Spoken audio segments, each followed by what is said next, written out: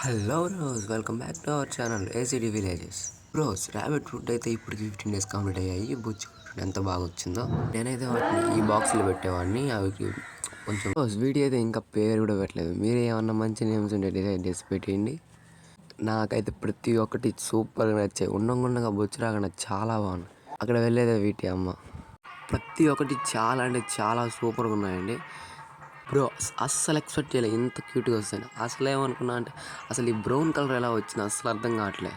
ఇది ఎక్స్పెక్ట్ కూడా చేయలేదు. బ్రౌన్ కలర్ అంటే వారు వైట్ బ్లాక్ వస్తుంది అనుకున్నాను. బ్రౌన్ ఎందుకు వస్తుంది?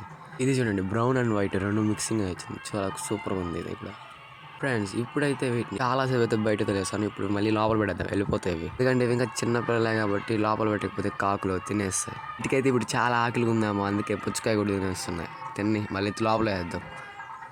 వీటిని అయితే ఎక్కువసేపు బయట ఉంటే కూడా కాకులు వచ్చి తినేస్తాయి. అందుకే అన్నిటిని లోపల ఎత్తేస్తుంది.